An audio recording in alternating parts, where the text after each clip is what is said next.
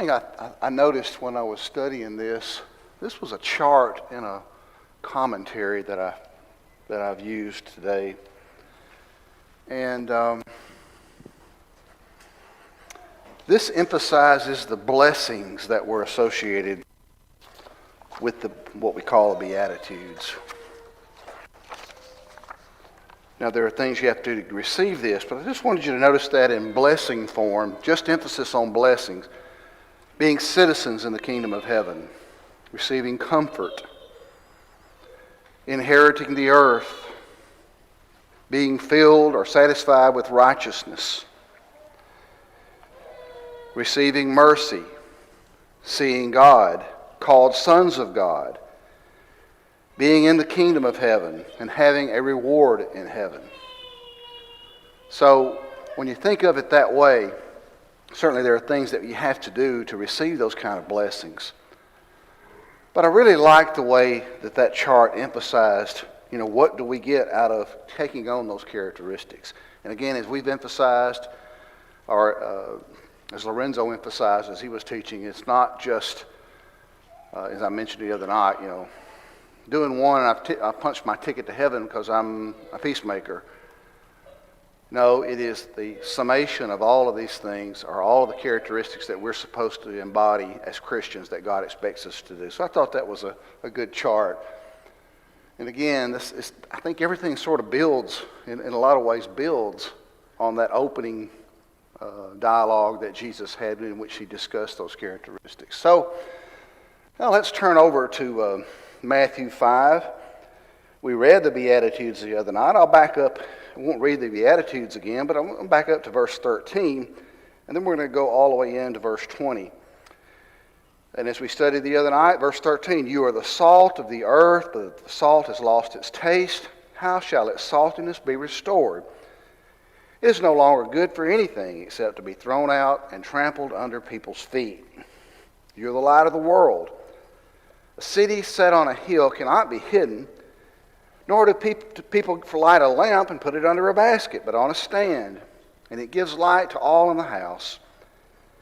In the same way, let your light shine before others, so that they may see your good works and give glory to your Father who is in heaven. And he goes right into this next discussion that we're going to study today. Do not think that I have come to abolish the law or the prophets. Let me look at what version I've got pulled up here. Okay, so we'll talk about that word abolish here in a few minutes. But to fulfill them. For truly I say to you, until heaven and earth pass away, not an iota, not a dot, and I'm reading the ESV. I believe many of the other versions will say a jot or a tittle. We'll talk about those terms here shortly. Not a jot or a tittle, or an iota or a dot, will pass from the law until all is accomplished. Therefore, whoever relaxes one of the least of these commandments and teaches others to do the same will be called the least in the kingdom of heaven. But whoever does them and teaches them will be called great in the kingdom of heaven. For I tell you, unless your righteousness exceeds that of the scribes and Pharisees, you will never enter the kingdom of heaven. So, he goes into this dialogue about, don't think that I have come, and I really like the word destroy better here, as some of the other versions will use. Don't think I've come to destroy, but to fulfill the law. Why might he be bringing this up? Does it seem a little bit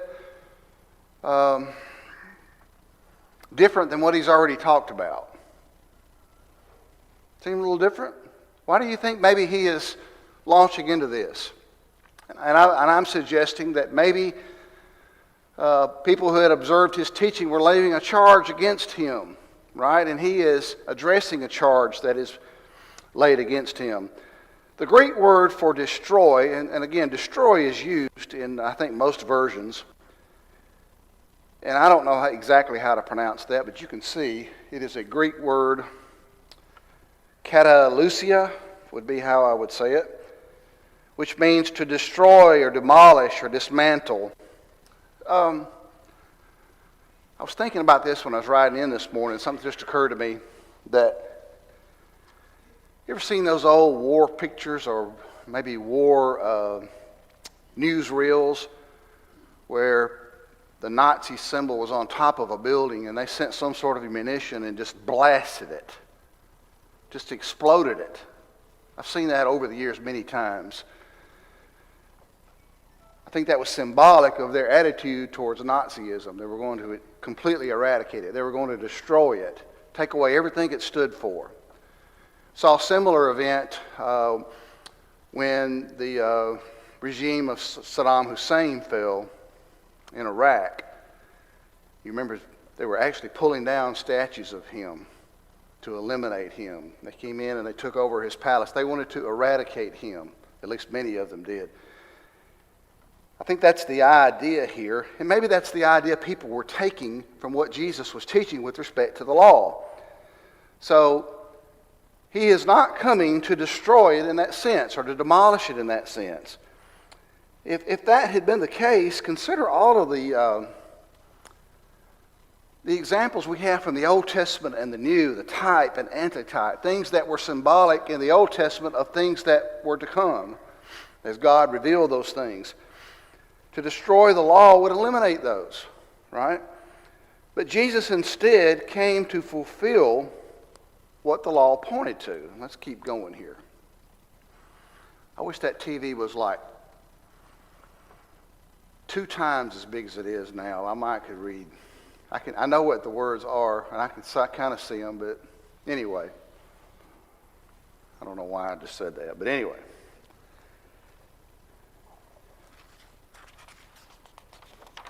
I have it all right here, too, so I don't know why I'm complaining about the TV. Some of the problems that these people were having was this is totally new for them. That the old law is what they were used to, is what right. they've been reading, still reading as far as that goes. And the things that Jesus was presenting was totally new, and they were kind of thinking he was going to destroy their old law. Is the way I look at it too, and that's what Jesus is trying to tell them. I'm not going to destroy that. I came to fulfill it. Yeah, Freddie points out, if you weren't able to hear, this would have been very different and very new in terms of what they had been used to following and teaching and learning throughout all those years. So what he was saying was, in a sense, challenging that. He was going to bring a new law. He was going to establish a new covenant. And I don't know how much of that he had taught by this point. But he had taught enough that they were raising this charge, apparently, and that he felt the need to address it. So good point. I am not come to destroy, but to fulfill. The Greek word for fulfill, again, is another word I really can't pronounce. P-L-E-R-O-S-A-I is the Englishized version of it, which means to make full, to complete, to fill a volume. I think I even read one commentary where it likened it to a liquid volume being filled up to completion. And you think about a glass being filled, glass half empty, half full kind of thing. He fulfills it. He completes it. Jesus kept the law's precepts. He fulfilled its prophecies. He accomplished its purposes. He satisfied the purpose of the law. The law pointed to him. And many of the prophets Isaiah, there were other prophecies concerning Jesus that were fulfilled, that they pointed to. Did the Jews understand that there was going to be a Messiah? Certainly they did. They knew that. But what was their idea? Yeah. He was going to set up an earthly kingdom and get them out from under their enemies. They were going to be greater than the Romans. You know, they lived under Roman rule. And the Romans came in, and while they allowed them to practice their religion to a degree, they were still under Roman law. So they saw him as setting up an earthly kingdom. Even his own disciples, after his death, were asking, are you going to set up the kingdom? But Jesus did establish a kingdom, but what kind of kingdom was it? A spiritual kingdom, a heavenly kingdom.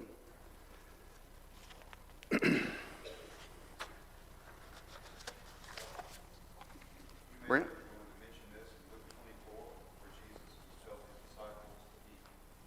Everything in the law, prophets, Moses, he was going to fulfill. think I have that verse somewhere. I know it seemed like I looked at it. He was going to fulfill Luke 24:44.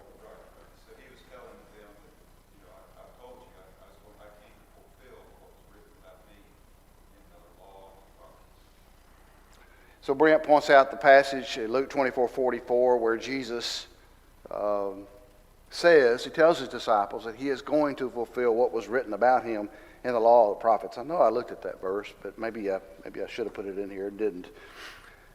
What does the book of Galatians say with respect to the law and its relationship to people, to man? What was its purpose? Bring us to, or to serve as a schoolmaster or a tutor or a guardian.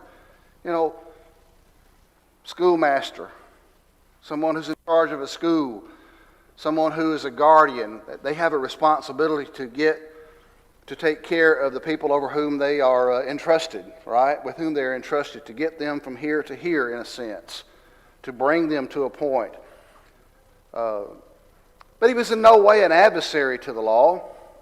But there was this real sense in which his death did abolish the old law. Turn over to Ephesians, the 2nd chapter.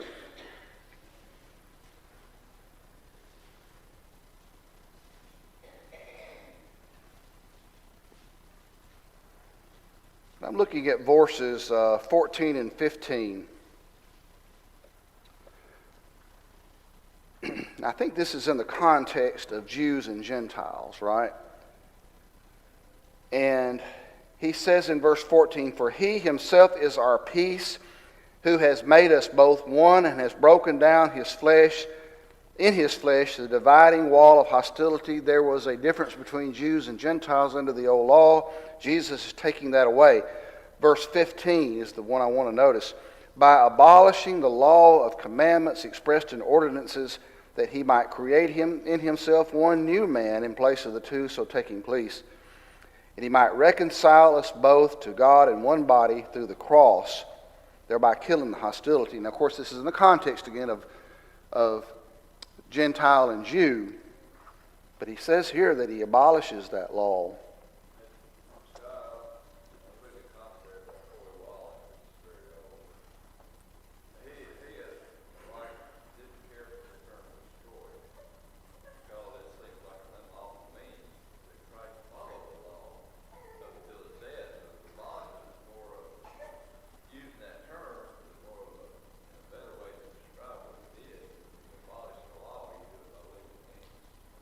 Right.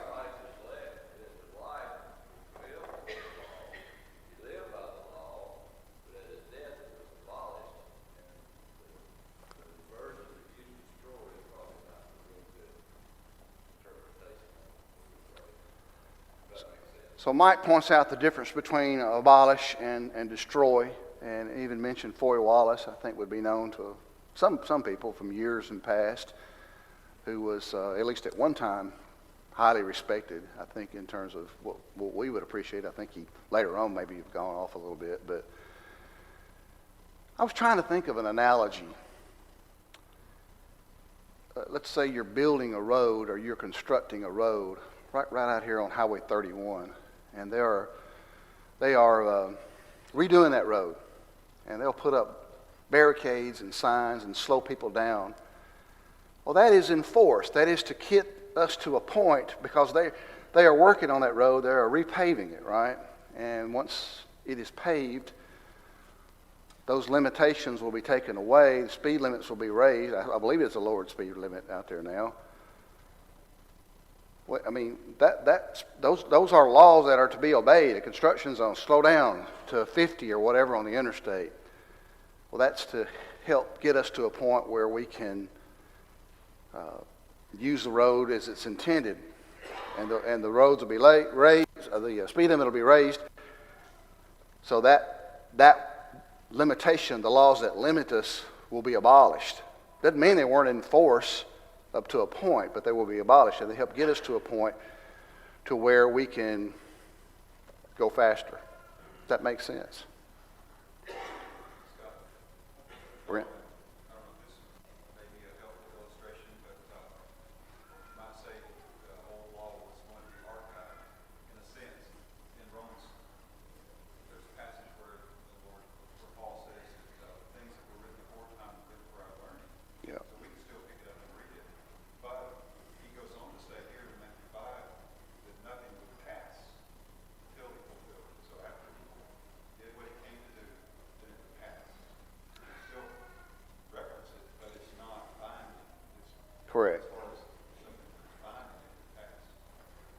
So Brent points out is that,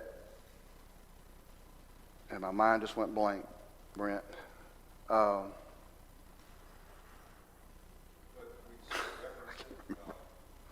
Yeah, the law is somewhat archived now. We still reference it. You have to have the Old Testament and the old law to understand the new.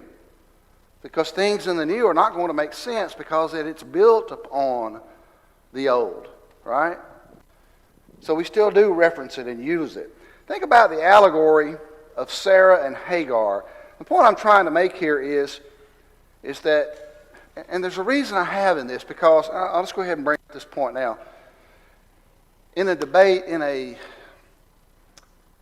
there's a huge debate right now over same-sex marriage in this country. People will go back and forth about that, and just whether or not even homosexuality is something that is okay with God.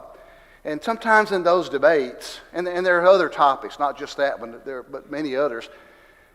And when people point out what the Bible says about what God says about that subject, and point out verses, they will go to the Old Testament and they will extract a verse such as a limitation on what type of food we can eat or what type of garments that we're to have on in terms of material. And they'll say, well, you're not following that. And their point is, well, if you're not following that, you're not being consistent. Why are you trying to apply that law to homosexuality? Right? And what they don't realize is the law that they're trying to use as an example, and I'm losing, there we go. The law that you're trying to use as an example of that you're not following or we're not following has been taken away. It has been abolished. It was in force at one time. Absolutely, the Jews under the old law were definitely subject to everything that is in that law. But it was taken away. Christ nailed it to the cross. The allegory of Sarah and Hagar in Galatians 4 shows Hagar represented the old covenant. Sarah represented the new covenant. But that passage makes it clear, and it follows the actual historical events where Hagar and Ishmael were forced to leave. Right? And God uses that as a demonstration of that the old law was to no longer be in force. The Galatians were trying to go back and apply that, right? Or trying to live by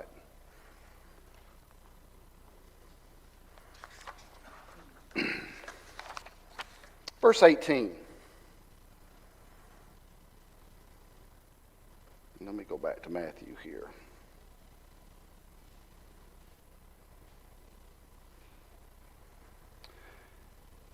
For truly I say to you, until heaven and earth pass away, not a jot nor a tittle will pass from the law until all is accomplished.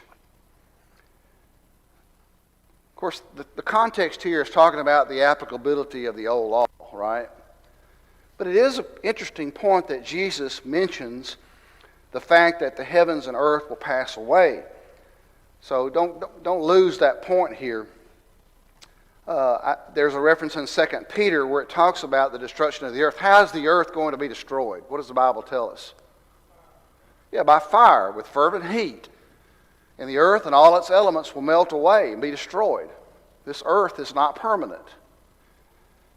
And that sometimes comes up, and I realize people, there's a whole school of thought in the world that somehow we're going to control when the earth's going to be destroyed by the way we're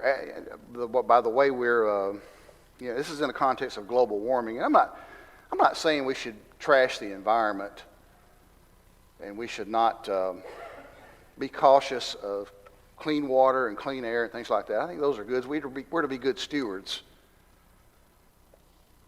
But the earth is going to be destroyed when God decides the earth's going to be destroyed, and that'll be the means that it's destroyed. And man's not going to change that.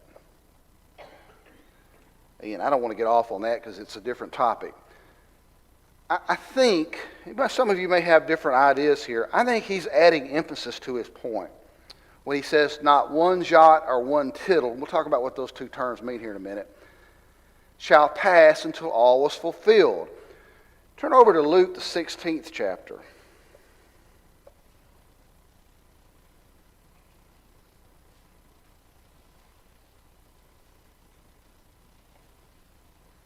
And verse 17. Well, let's go back to verse 16. The law and the prophets were until John.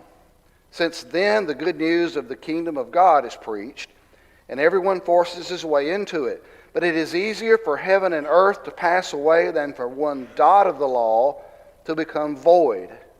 So there's a similar passage. I'm not sure they're saying exactly the same thing, but I think it's worthy of pointing that out. To me, I think what he is saying here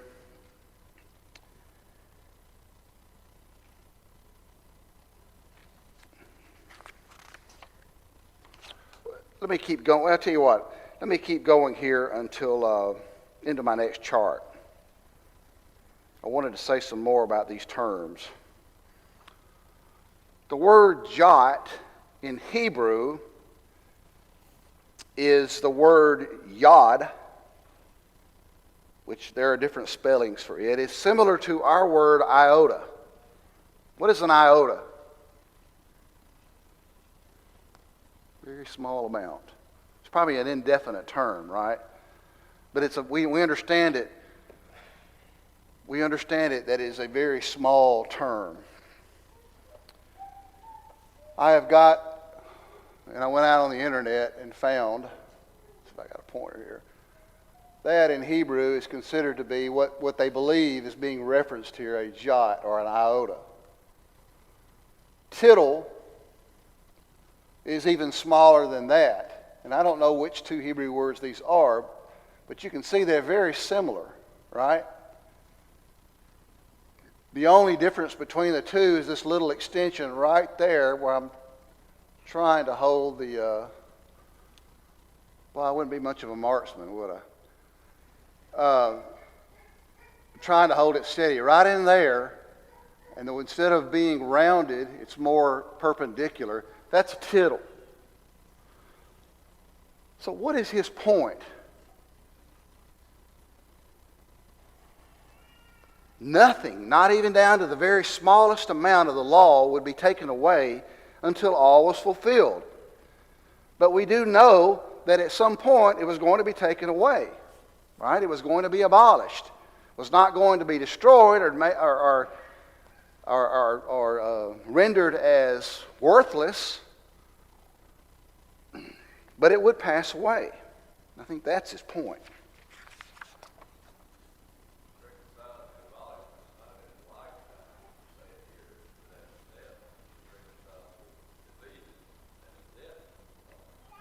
Exactly. That's a good segue, Mike.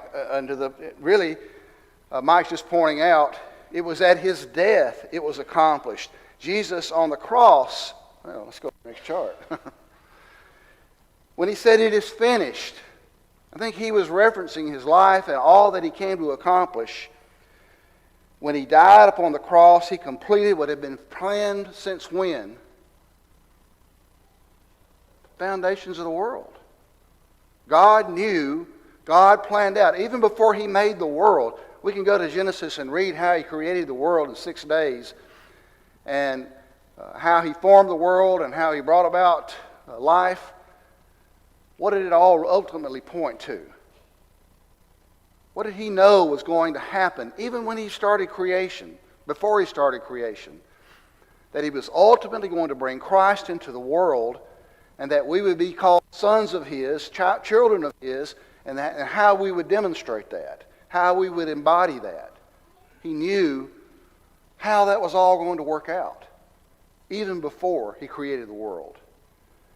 And Jesus, and this plan of having the old law to get us to a point to where Jesus came into the earth and established his law, was all part of that plan.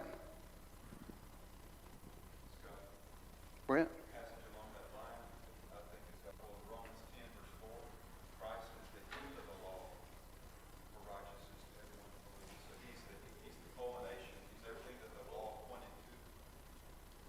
Romans 10. Romans 10 verse 4, Brent points out that Christ is the end of the law. Everything that the law pointed to was fulfilled in what Christ did. What happened when he died upon the cross? What happened to the law of Moses in Colossians, as spoken of in Colossians? It was what? Fulfilled, and it was nailed to the cross. And here's a point that is also made in Galatians, but you can actually infer it from this passage. What's the result? If Christ didn't take away the law, what does that mean? We were without hope, but in terms of our following it. If he didn't take it away, what does that mean in terms of our responsibility? We would still be bound by it, right? Look at Galatians 5 and verse 3. What was the Galatians' problem?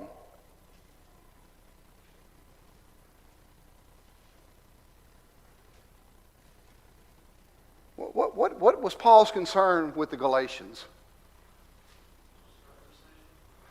Yeah, okay, specifically, they were binding circumcision, but if we spoke of it in a greater sense, what was their problem? They were trying to hold on to the old laws, Rob points out. Exactly.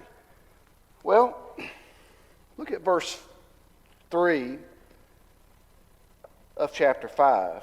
I testify again to everyone who accepts circumcision that he is obligated to keep the whole law. Every jot and every tittle would be applicable if it was still in force. Yes, indeed, we would have to be careful about the kind of foods we eat and the kind of material that we use, and all of those sacrifices and laws that were a part of the old law, we would still be responsible for keeping if it was still in force. That's the effect of that.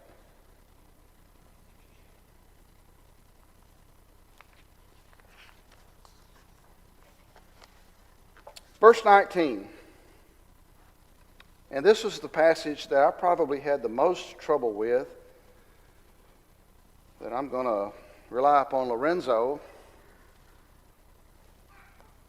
since I owe him a little bit in this regard. I will rely upon Lorenzo to straighten out any kind of confusion that I bring about here in the next few minutes. Let's read verse 19.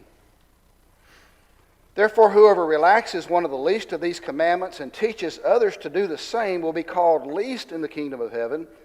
But whoever does and teaches them will be called great in the kingdom of heaven.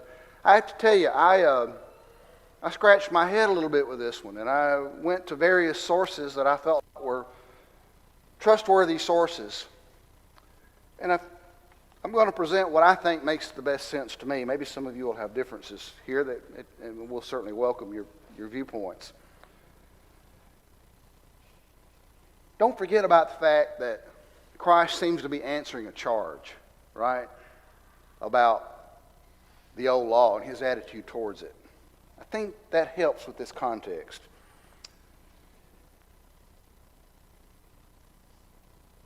And we keep this in mind as well. Had Christ's kingdom begun at this point? No.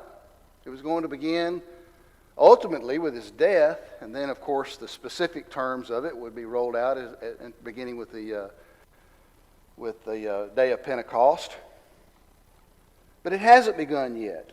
So what about those people who lived prior to that covenant, the new covenant? Could they be saved? Absolutely. Ultimately, how were they going to be saved in terms of their sins? Through whom? Through Christ, because his sacrifice was not just for us, but it was also for them. So don't forget that. Well,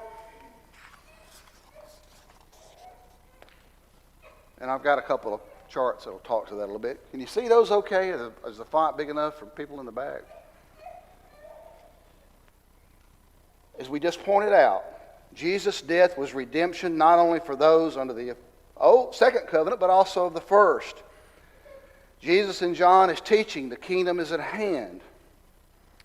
I think he's continuing to defend his view of the law, and he notes that those who break the least of the commandments will be least of the kingdom. Right? God expected people who were under the old law to live by the old law. They were to keep every jot and every tittle. What was the example of where, I'm going to try to bring up something without studying ahead of time, I'm not going to remember. These ye ought to have done, not left the other undone. The weightier matters of the law. They were keeping tithes of the very small herbs. They were real careful about that, but they were neglecting the weightier matters. Well, Jesus demonstrated in that passage that he expected compliance even with very small matters. I think what he's saying here is that they're not to relax. Those that relax or don't abide by the requirements of the old law would not be accorded with any greatness in the kingdom. But those who did maintain it and those who did teach it and obey it will be great in the kingdom of heaven. I think that's his point. And I will stop here and just let some of you comment. There's lots of different explanations for this. Rob? This is a continuation of what you mentioned earlier about making a defense of possible accusations that were made against him that he was trying to keep from the law. He says he's got to fulfill the law, but he expects those that live then to obey the law while they were still under it. Yeah. And so I think this is all, continuous flow of text here in regards to that particular point. Yeah, I think so too, Bob, and I appreciate the way that you said that, and I may not do justice to what you just said.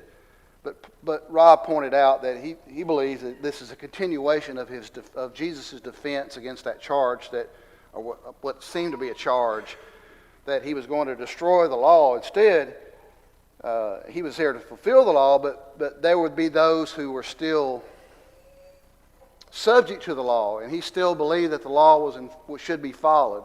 And again, I didn't do justice to your comment at all, but I really liked the way you said it. Randy?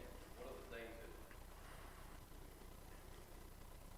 people had a preconceived idea of what fulfilling the law looked like.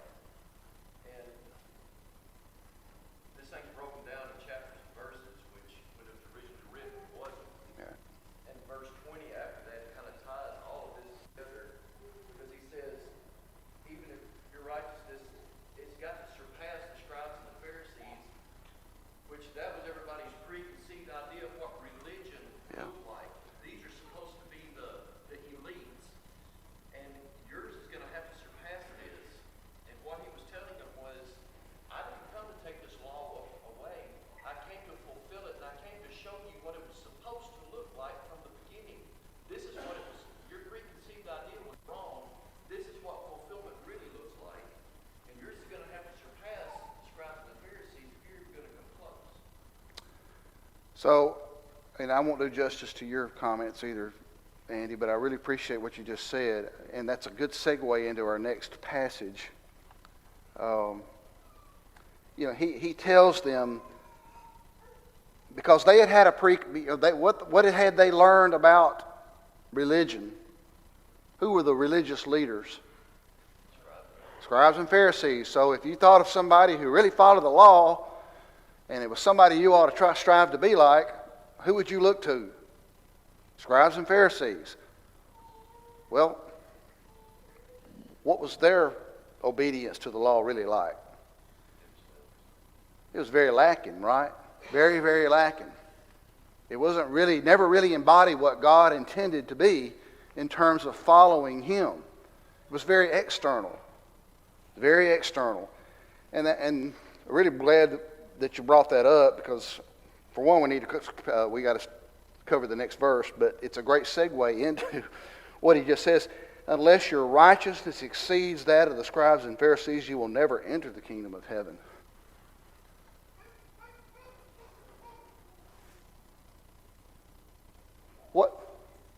They had created a lot of laws, had they not? Were a lot of those laws born out of a sincere desire to be careful that you followed God? Could we say that's true of some of those? I think we can say that those are true. I think I've read that of people who have studied that many of the laws they created were actually born out of a sincere effort to be careful that they didn't mess up. But what had they done? They had gone beyond, and these laws that they had created in an effort to be careful became laws in and of themselves.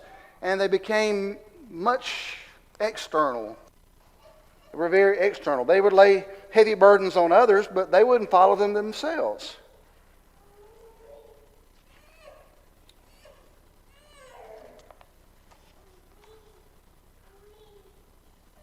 So Jesus expected them, He expected us to have a different way of showing our religion. It had to be inside. It had to be in here. Right? It was not merely external law keeping and going out and putting on a show for how religious you were. It had to be more than that. It had to be motivated by the right reasons. And again, I think that is a continuation of really the point that he's making about the old law, about fulfilling the law. Let's summarize since our bell is rung. Before we've come thus far, put on those characteristics that are mentioned in verses 3 through 12. Receive the results or the reward, the benefits that come with them. That will allow us to be salt of the earth or lights in the world. Keep the law, even to the least of the laws, right? It was still in force.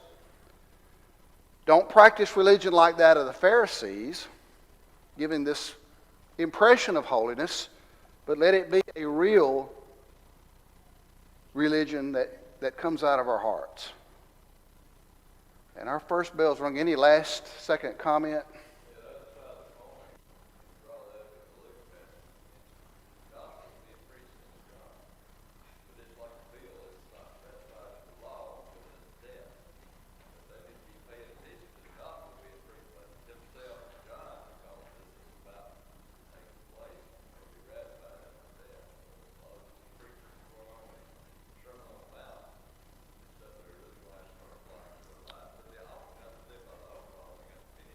Right. It's a good point. Mike points out that Jesus is beginning to teach, the aspects of his covenant. We're already seeing that. But they were still bound by the old law. But once his death came and the new covenant began, and then his law would be in effect. Again, I didn't do justice to anybody's comments today, and I apologize for that. One more.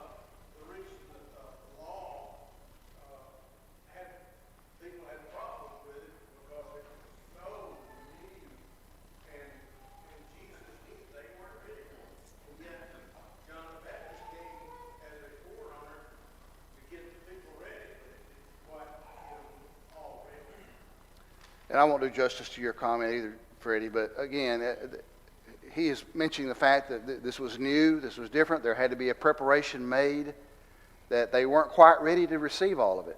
All right, thank you much. Appreciate all those good comments.